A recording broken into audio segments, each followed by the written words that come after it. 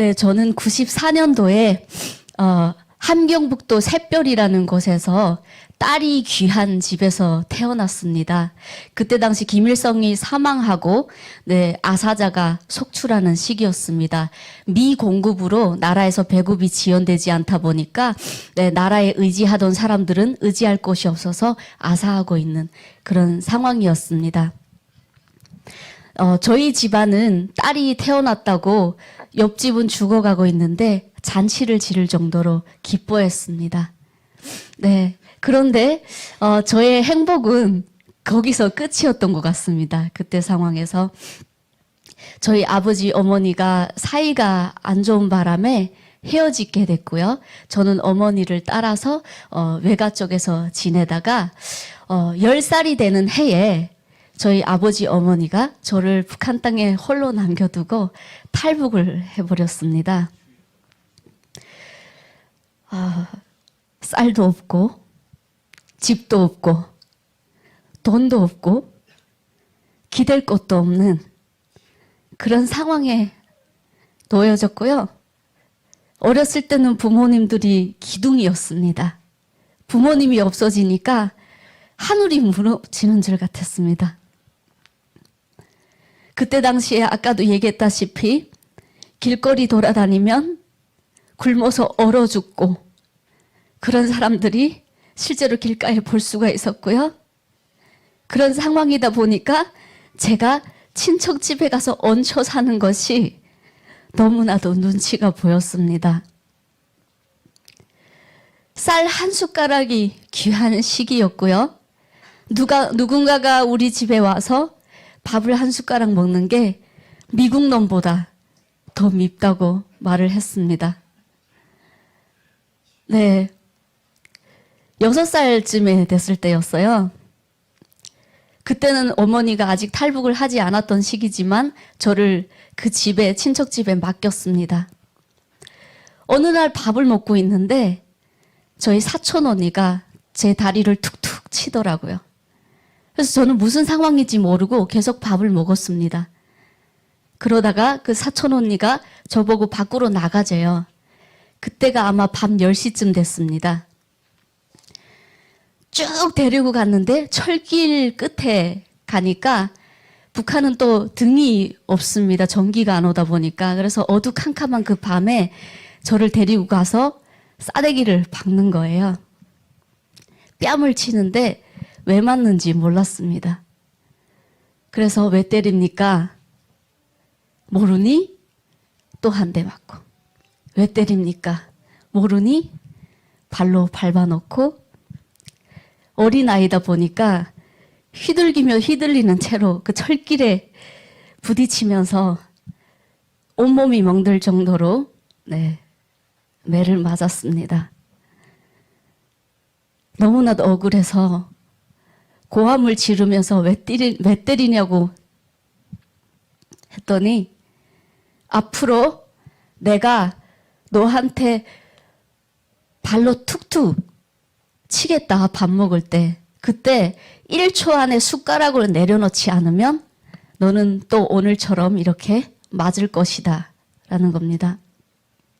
그래서 저는 그 이후부터 맞지 않으려고 항상 밥 먹을 때 툭툭 치면 바로바로 내려놨습니다. 그런데 제가 밥을 먹던 양이 있었지 않습니까? 그렇게 며칠을 유지를 하다 보니까 배가 차오르지 않았어요. 그래서 너무 배고픈 바람에 언니가 때릴 거 뻔히 알면서도 숟가락을 내려놓지 않고 계속 밥을 먹었습니다.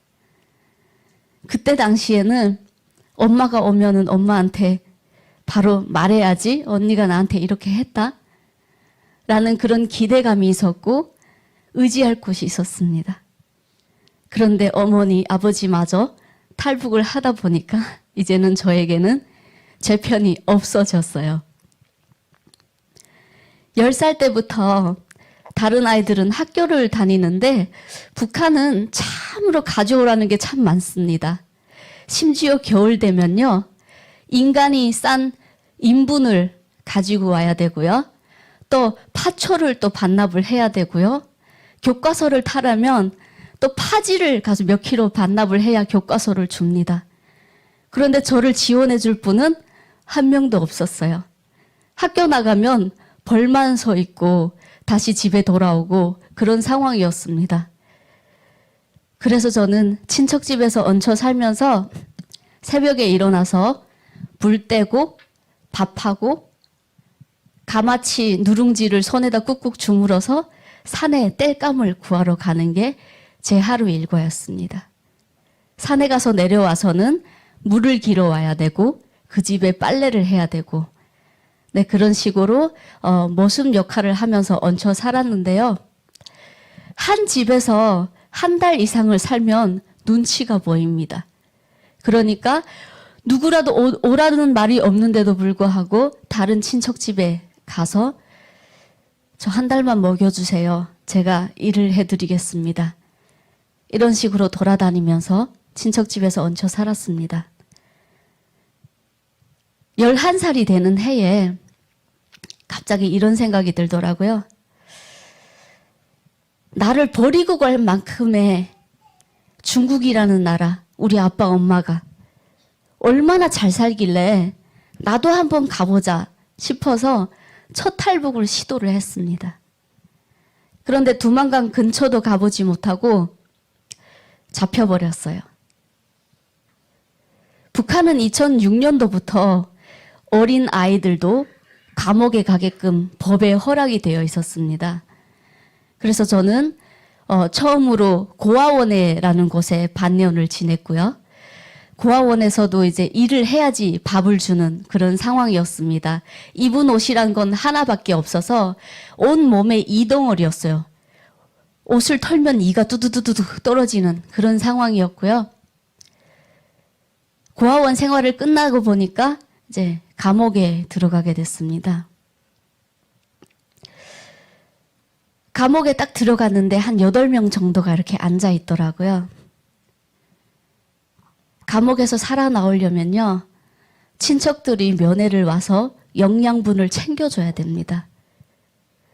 정말 북한은 살아있는 지옥입니다.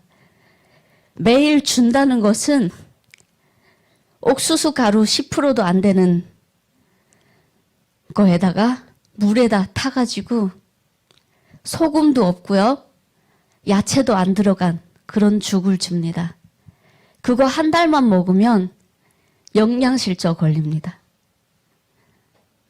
그런데 정신력은 살아있으면 버틸 수 있습니다. 저는 누구도 저에게 면회를 오는 사람이 없었고, 저는 오로지 정신력으로 여기서 살아나가야 되겠다라는 의지로 버텨냈습니다. 감옥에서 제일 힘들었던 게 생리현상이었어요. 우리가 인간으로서 태어나서 먹고 싶을 때, 싸고 싶을 때 그 해결할 수 없다는 그 자체가 얼마나 고통스럽던지 그게 너무 힘들었습니다. 소변을 보려면 허락을 받아야 됐습니다. 선생님, 1호 간방 8번 한 가지 제기할 게 있습니다. 뭔데? 소변 볼 수 있습니까? 참아.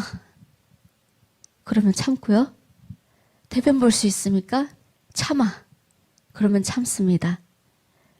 모든 것이 다 그 깜방 안에 관리하는 사람의 기분으로 저희 생리 현상은 허락이 됩니다. 제가 나이가 제일 어렸습니다. 11살이었고요. 나머지는 다 성인이었습니다. 인간은 태어나서부터 모든 약한 자에게 강하다고 생각합니다. 제가 나이가 제일 어렸고요. 변비가 막히고 그 변기는 또 그 깜방 안에 있습니다. 그러다 보니까 우리 생리 현상을 볼 때 모든 사람들이 다 앉아서 지켜보고 문도 없습니다. 근데 변기가 막히면 제가 그랬다고 저한테 다 손을 돌립니다. 감옥 안에는 변기를 뚫을 수 있는 기구가 하나도 없습니다. 오로지 붙어 있는 곳이란 건 제 두 손밖에 없습니다. 그래서 제가 변을 주물러서 뚫기 시작했어요. 팔끝까지 넣으니까 뚫리더라고요. 한 번이 두 번 되고, 두 번이 세 번 되고, 나중에는 아예 똥을 뚫는 담당이 됐습니다. 너무나도 감사하게도 이 팔이 썩지 않고 똥독이 타지 않고 이 자리에서 마이크를 들고 여러분들과 간증을 할 수 있다는 게 참으로 감사한 것 같습니다. 제가 북한 땅에서 그런 고통을 겪을 때 나라가 미운 게 아니었어요. 저를 낳아주신 부모님들이 밉더라고요. 다른 아이들은 부모가 필요할 때 부모 품 안에서 학교를 갈 수 있고 부모님이 해준 밥을 먹을 수 있고 부모님이 빨아준 옷을 입을 수 있는데 나는 감옥 안에서 배고픔을 당해야 되고 영양실조 걸려서 엉덩이 뼈가 튀어나와서 앉아있는 자체가 고통이었고요.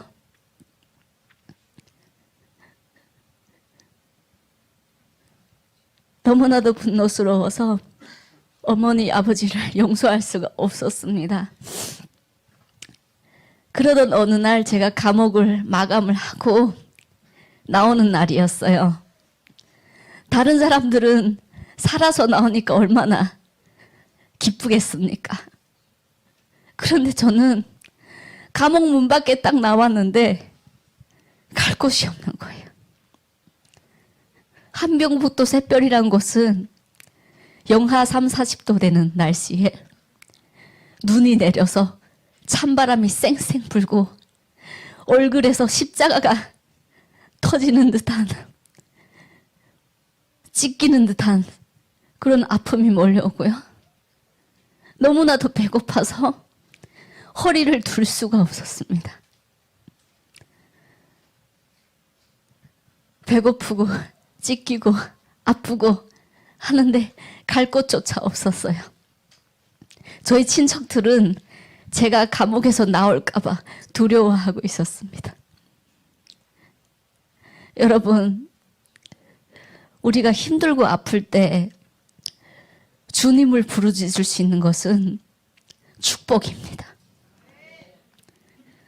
그 힘들고 험악한 북한 땅에서 주님을 모르고 고통 속에서 이어가고 있는 사람들이 너무나도 많습니다.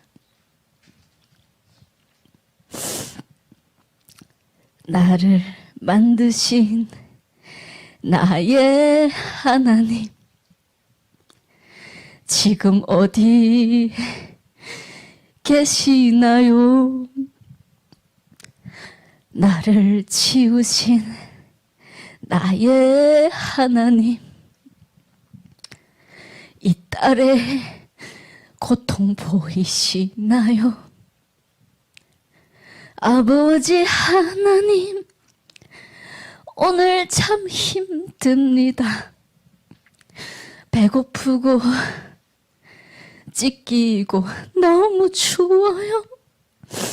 아버지 하나님, 지금 어디 계십니까?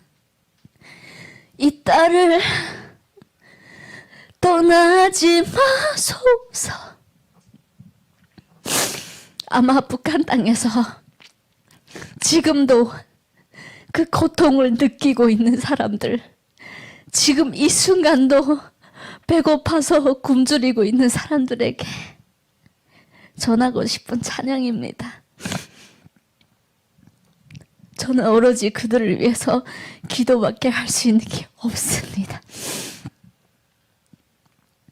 그렇게 세상 밖으로 나오니까 더 지옥이더라고요. 북한은 응애하고 태어난 순간부터 죽을 때까지 세뇌 교육을 멈추지 않습니다. 북한 땅의 저 독재 정권을 이어가기 위해서는 세뇌 교육이 절대로 멈출 수가 없습니다.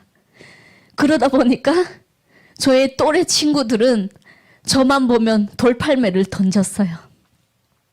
나라 배신자, 반역자 주제에 어디서 납작을 쳐들고 다니냐고. 저는 그럴 때마다 머리를 숙이고 쥐구멍이 있으면 들어가 숨고 싶은 심정이었습니다. 매일 그렇게 살다 보니까 너무나도 고통스럽더라고요. 내가 무슨 죄를 졌나. 그냥 부모님을 찾아서 중국 땅에 가고자고 했던 그것밖에 없는데, 나 또한 누구의 눈치 보지 않고 삼시세끼 배불리 먹자고 선택한 길인데 내가 왜 이렇게 돌팔매를 당하면서 살아야 되나. 여러분, 기독교에서는 자살이 죄라고 들었습니다.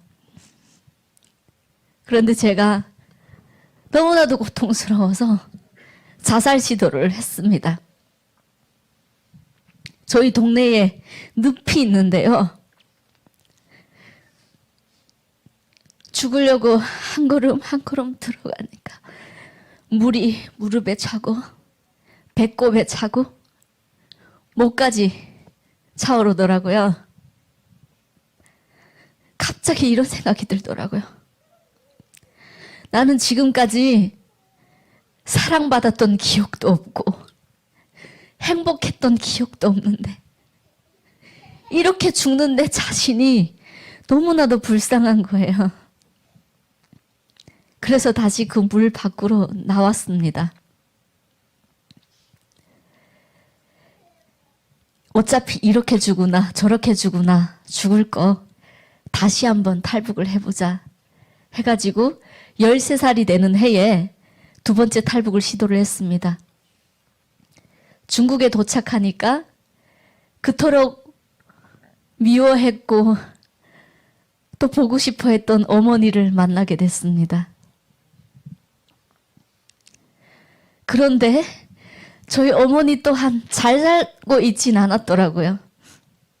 임신매매를 당했고 지붕이 뻥뻥 구멍난 그런 집에 팔려갔습니다. 제가 그 집에서 얹혀 살기가 너무 눈치가 보여서 13살이 되는 해에 근처에 있는 헤어샵에 가가지고 먹여주고 재워주면 되니까 나를 일 좀 시켜달라고. 그래서 13살에 독립을 했습니다. 그때부터 사회생활이 시작됐고요. 이 죄인은 은인들을 만나서 중국인 신분증을 갖게 됐습니다.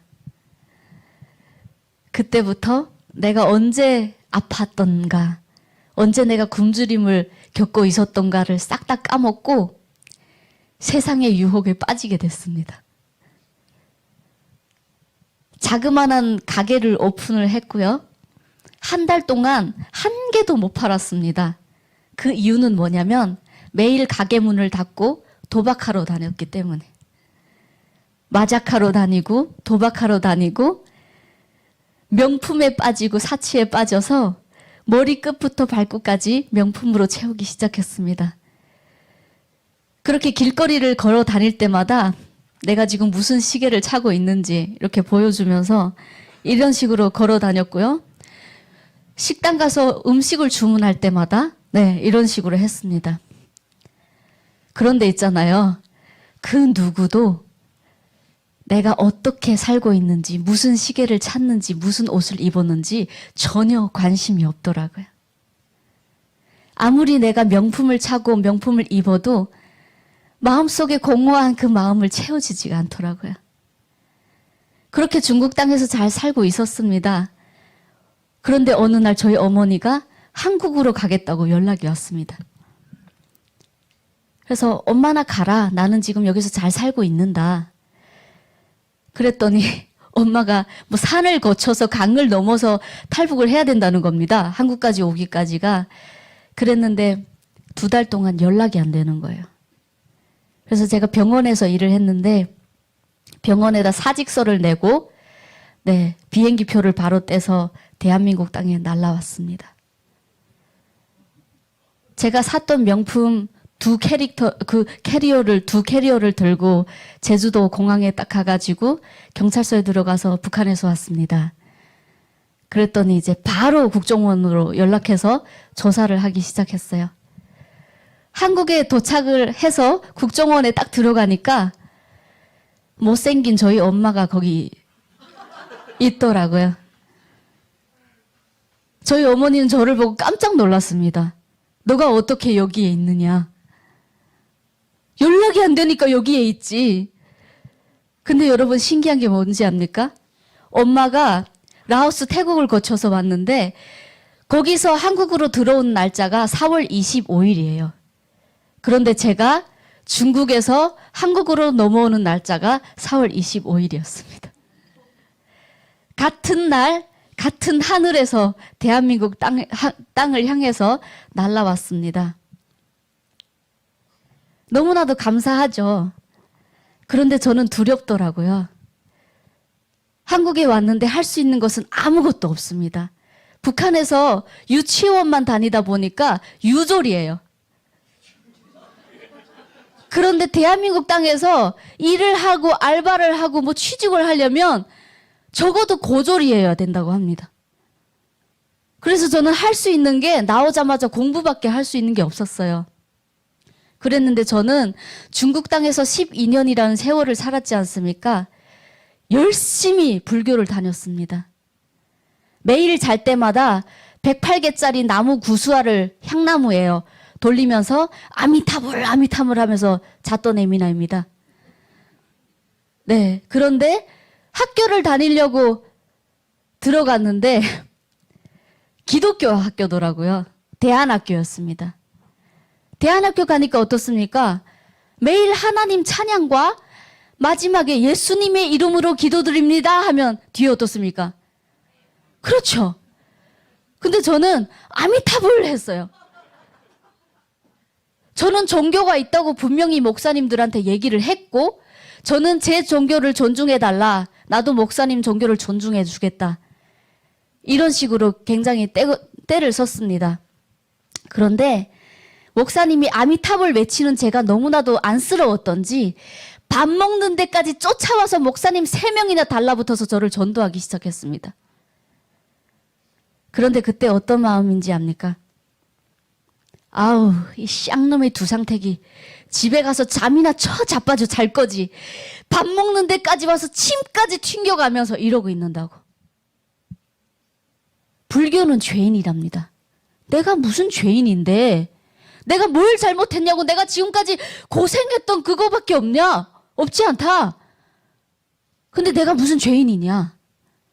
네가 내 고통을 아냐? 내 인생을 살아봤냐? 이런 분노심이 목에서 계속적으로 차오르는 겁니다. 그래서 내가 사람을 바꾸지 못하니까 내가 바뀌어야 되겠구나. 그런 생각이 딱 들어서 검정고시를 빨리 맞춰야 되겠다. 그래서 인터넷에서 교과서를 사서 새벽 3시까지 공부하면서 한 번에 초, 중, 고를 패스해버렸습니다.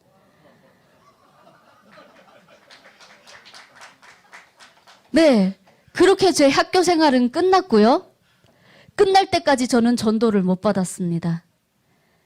그런데 저희 친이모가 무당이에요. 이모가 그러는 거예요. 소연아, 너는 얼굴 팔고 다니지 않으면 무당을 해야 될 팔자다. 신내림을 받아야 된다. 이만감이란 프로그램에 나가게 됐습니다. 발 밑에다가 새빨간 왕자를 2개 새기고 나갔어요. 새빨간 왕자를 2개 새기고 나가면 고정 출연이 된다는 겁니다. 그래서 새빨간 왕자를 새기고 나갔는데 고정 출연이 됐어요. 2년 동안 고정 출연을 했습니다. 사탄도 여러분 능력이 있습니다. 네, 그렇게 고정 출연을 하고 사회생활을 하는데 코로나 시기지 않습니까?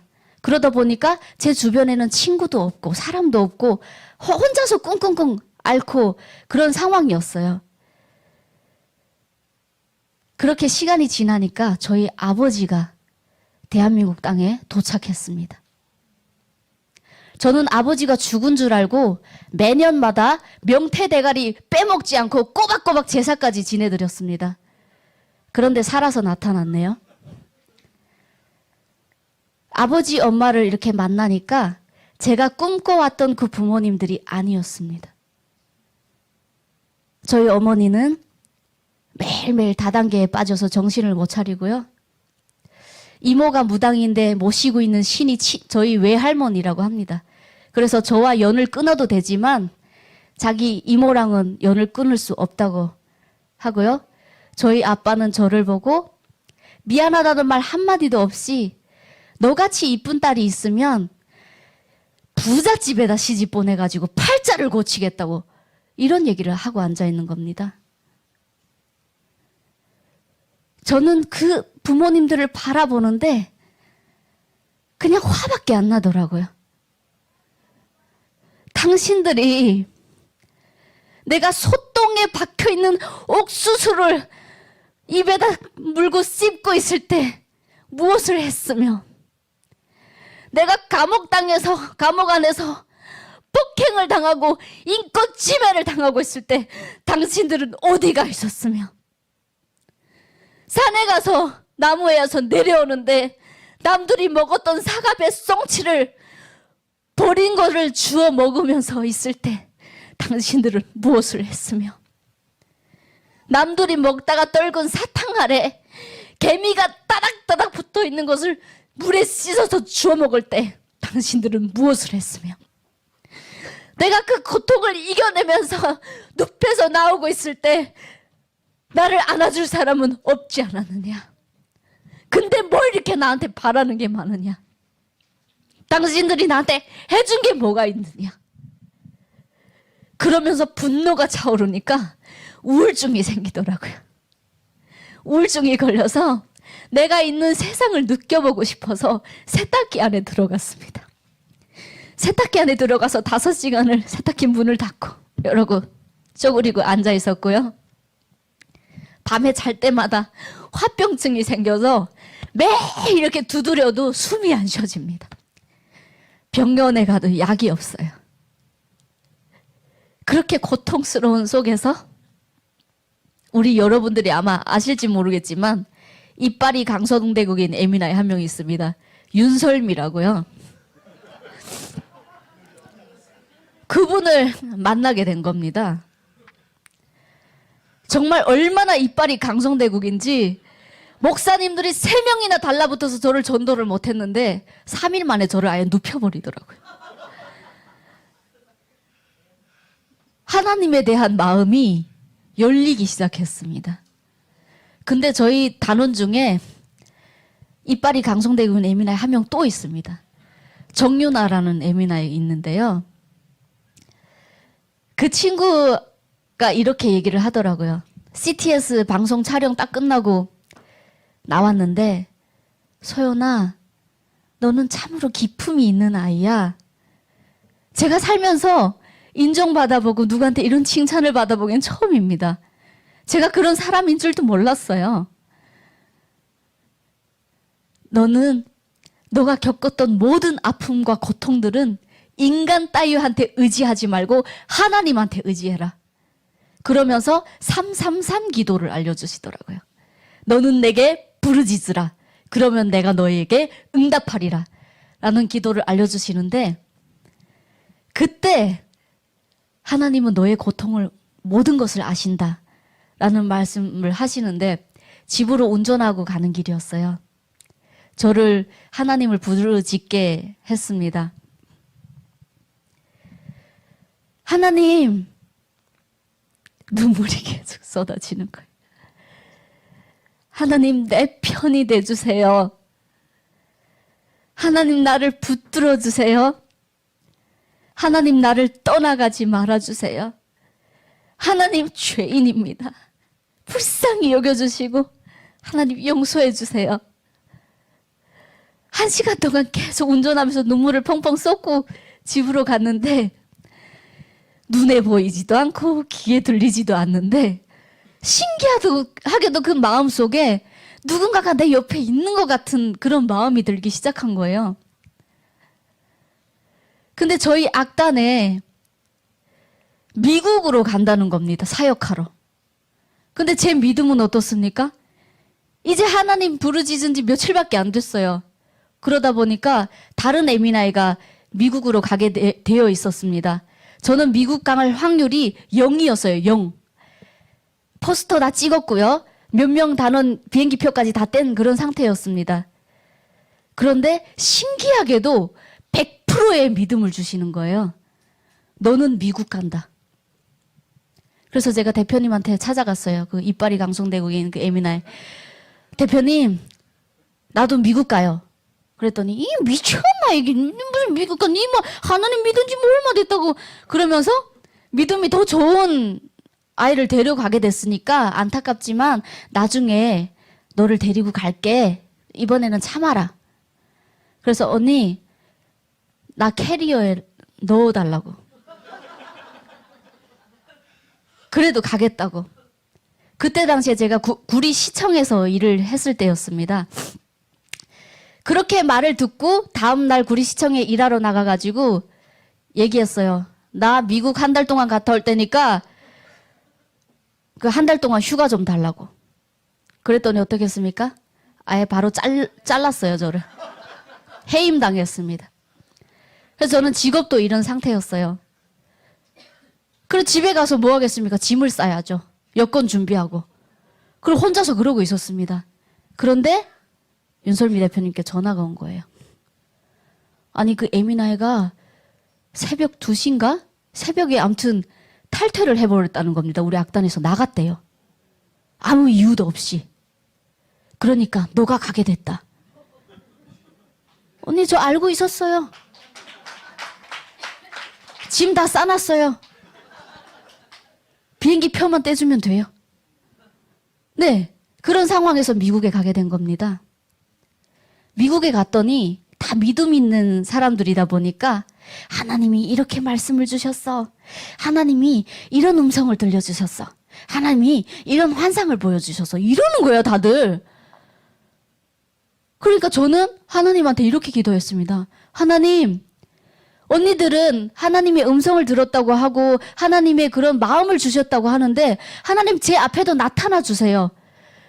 하나님 저도 하나님 보게 해주세요. 하나님이 나타났을 때 하나님을 알아볼 수 있게 해주세요. 그러면서 매일 기도를 했습니다. 그런데 어느 날 미국 땅에서 삼겹살이 먹고 싶은 거예요. 여러분, 하나님은 매 사람 다 다르게 오십니다. 우리가 생김새가 다 다른 것처럼 다 다르게 오셔요. 우리 하나님은 삼겹살로 저에게 오셨습니다. 너무나도 삼겹살이 먹고 싶어서 침 꼴깍꼴깍 삼키면서 네이버에다가 삼겹살 사진을 찍고 그러면서 보고 있었어요. 그래서 저희 목사님한테 얘기를 했습니다. 삼겹살이 너무 먹고 싶으니까네 좀 어떻게 먹을 수 없냐. 일주일만 참아라 소연아. 삼겹살 파티하자. 이러는 거예요. 그래서 알았다고 그러고 꾹꾹 참고 있는데 그날 우리가 사역하려 가는 그 교회였습니다. 근데 그날 예약된 집이 양식집이었어요. 근데 갑자기 운전을 하고 가고 있는데 밤에 전화가 걸려온 겁니다. 저희 목사님한테. 목사님 너무 죄송해요. 지금 여태까지 이런 일이 일어난 적이 한 번도 없습니다. 너무 죄송한데 우리 양식집이 취소됐어요. 저희가 상해도 없이 삼겹살 집을 예약했습니다. 괜찮겠습니까? 근데 저는 눈물이 쏟아지는 거예요. 하나님 감사합니다. 제 말을 들어주셔서 감사합니다.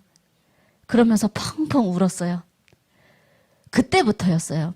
하나님이 24시간을 넘기지 않고 매번 기도를 들어주시는 거예요. 너무나도 신기했습니다. 지금은 살짝 침묵을 저랑 같이 하고 계시고 있는데 저희가 이렇게 선교를 하러 가다 보니까 돈이 없지 않습니까? 근데 미국에 가면요. 타미, 캘빈 클라인 이런 게 굉장히 싸요. 그러니까 여자들은 어떻습니까? 쇼핑하고 싶지 않습니까? 돈이 없어요. 하나님, 저희가 돈이 없는데 딱 100불만 생기게 해주십시오. 그랬더니 그 이빨 강성되고 예민아이가 야, 이 예민아이가 하나님한테 많아. 기도할 거면 통 크게 해야지. 무슨 100불이 뭐냐? 1000불을 달라고 해. 그래서 하나님, 저희 1000불이 생기게 해주시옵소서. 그렇게 기도를 딱 했는데 그날 저녁에 간증 집회 딱 끝나고 매 사람마다 1000불씩 생기게 해주셨습니다. 하나님은 일상이 기적입니다, 여러분. 그렇게 시간이 사소한 기도들을 24시간 넘기지 않고 들어주셨는데 마지막 날이었어요. 저희가 여기 자리에서 살아서 숨 쉬고 있는 게 기적입니다. 저희 단원들 다 죽을 뻔했습니다. 마지막 날이었는데요. 저희가 원래 타려고 한 차가 저희가 쇼핑을 하고 싶다 보니까 원래 타려고 했던 그 차가 먼저 떠나고 저희는 안 타고 뒤에 차를 탔습니다. 그런데 그 차가 오질 않았습니다. 다음 날 저희에게 사진을 보여준 것은 제가 앉을 자리에 이만한 돌멩이가 뚫고 들어가서 차가 박살났습니다. 앞으로 달리고 있었는데 모래 태풍처럼 이렇게 앞으로 쫙 빨려 들어가는 그런 느낌이 보이는 거예요. 그때 하나님이 저에게 음성을 들려주셨어요. 아이고 이뻐라, 아이고 이뻐라. 소연아 찬양해, 소연아 찬양해. 근데 내 착각인 줄 알고 계속적으로 의심하고 안 들었어요. 근데 계속적으로 그 얘기를 하시는 거예요. 그래서 옆에 언니들을 돌아보니까 여자들이 달라붙으면 어떻습니까? 계속 말세를 털지 않습니까? 그러고 있는 거예요. 그래서 제가 언니! 하나님이 찬양하래요! 그랬더니 예민아 이거 무슨 찬양하라고 하면 찬양하는 거지 무슨 화를 내고 그러니? 그렇게 해가지고 찬양을 했는데 마라나타를 불렀어요. 부흥 집회가 일어난 겁니다. 목사님으로부터 시작해서 성악 가수 두성 발성까지 써가면서 화음을 맞춰서 하고 있었어요. 하나님이 살려주셨어요. 앞에 차는 지금 그런 사건을 겪으면서 가고 있는데 저희는 뒤에서 쫓아가면서 살아났습니다. 제일 감사했던 기도가 있었습니다. 하나님 아버지, 저희 부모님들이 너무 원망스럽습니다.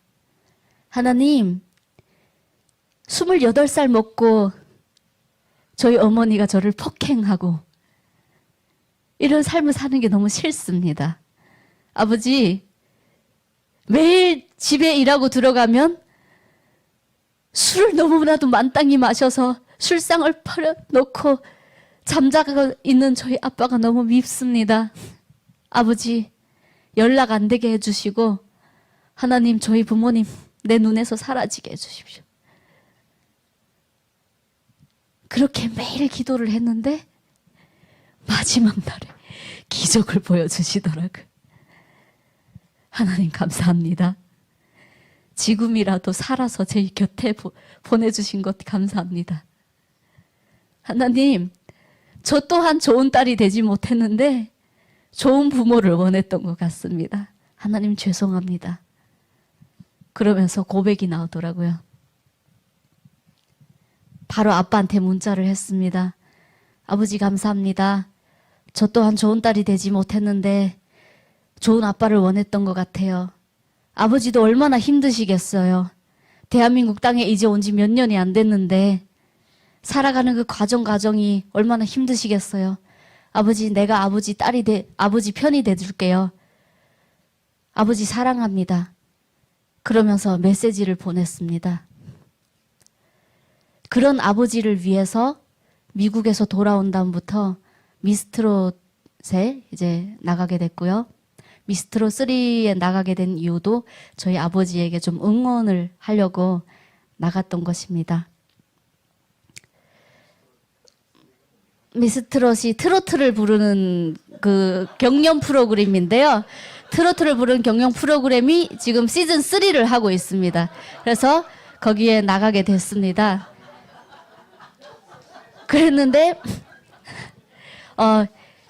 다른 분들은 다 이를 갈고 나왔어요. 근데 저는 목이 안 좋은 상태에서 이렇게 됐는데 붙었어요. 붙었고 1라운드 올라갔고요. 2라운드에서 팀 미션을 하는데 하나님이 딱 그런 마음을 주시더라고요. 그때 제가 3라운드까지 올라가면 올해 미국 못 가게 됐습니다. 근데 2라운드에서 하나님이 소연아 마지막 무대야 이런 마음을 주시더라고요. 그래서 즐기고 끝냈습니다. 네, 2라운드까지 올라갔고요. 미국을 갔습니다. 미국을 갔는데 작년과는 너무 다르더라고요. 작년에는 하나님이 저에게 그런 감사한 일들만 가득 줬어요. 그런데 올해는 저에게 시험을 주시는 겁니다. 사탄이 주는 시험이죠. 네. 단원들이 흩어지게 되고요. 마음적으로. 매 사람이 미워지기 시작하고 하나님 앞에 무릎 꿇고 기도하면서 하나님 우리 단원 한 사람 귀합니다. 하나님 우리 흩어지지 않게 해주시옵소서. 하나님 우리가 똘똘 뭉쳐서 하나가 돼서 한국으로 돌아가게 해주시옵소서. 매일 그렇게 기도를 했는데도 하나님은 들어주시지 않으시더라고요. 그래서 마지막에 제가 폭발을 해가지고 정말 입에 담지도 못할 쌍욕을 퍼부었습니다. 그런데 저에게는 그게 정말 트라우마로 남았는데 저희 단원들에게는 더 좋은 성장 과정으로 변했습니다. 한국에 돌아와서 밥 먹을 때 기도도 안 했어요. 하나님 제가 어떻게 했는데 하나님 아시잖아요. 하나님 아시잖아요. 제가 매 사람을 놓고 무릎 꿇고 1시간 반 동안 그러면서 매일 기도했잖아요. 그런데 왜 이렇게 추한 모습을 그들에게 드러나게 해주십니까? 그 수많은 단원들 중에 왜 나냐고. 그러면서 대들기 시작했습니다. 그러면 안 되잖아요. 그랬는데 하나님은 저를 사랑하십니다. 하나님은 인내를 통해서 더 업그레이드된 소연이를 보냈던 겁니다. 그 억울함 끝에서 그래 내가 안다. 내 일이야. 내가 알아. 그렇게 하시는 겁니다. 그래서 지금 다시 돌아왔어요. 주님 앞에. 오늘도 이 자리에서 저의 이런 하나님을 만난 과정을 여러분들과 함께 나눌 수 있는 것 감사하고요. 제가 겪었던 아픔과 고통과 시련들, 분노와 원망과 하나님을 만나게 하는 돌다리 역할을 해주셨습니다. 제가 합병증 걸리고 우울증에 걸려서 숨을 못 쉬었다고 했지 않습니까? 하나님을 만나고 나서 내가 언제 그 아픔을 겪었던지 기억이 안 됩니다. 내가 언제 이렇게 숨을 잘 쉬었지? 이렇게 되는 겁니다. 약 하나를 안 먹고 치유가 됐어요. 감사합니다. 이러한 기적들이 아직도 주님을 모르고 헤매고 있는 저 북한 땅에도 널리 퍼졌으면 좋겠습니다. 하나님을 아는 그 행복감이 얼마나 행복한지 그들에게도 전해주고 싶습니다. 하나님을 알고도 고통이 없진 않습니다. 하나님을 알고도 매일 기적은 아닙니다.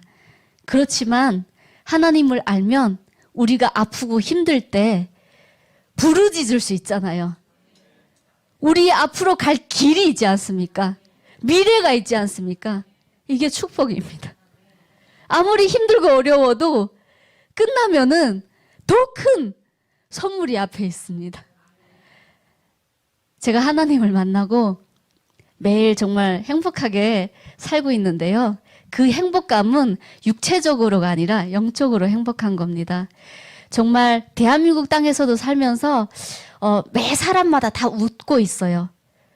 또 우리 탈북민들도 대한민국 땅에 와서도 항상 웃고 있습니다. 하지만 여러분, 대한민국 땅에 태어났거나 북한 땅에 태어났거나 누구나 다 같은 아픔을 가지고 있습니다. 누구한테도 말하지 못할 그런 아픔을 누구나 하나는 다 가지고 있습니다. 오늘 제 간증을 통해서 아프고 힘들고 외로운 그 매 한 사람 한 사람들에게 성령님이 오셔서 그 아픔을 다 치유해 줬으면 좋겠고요. 북한 땅에도 주님을 모르는 그 사람들을 하나님이 다 구원해 줬으면 좋겠습니다.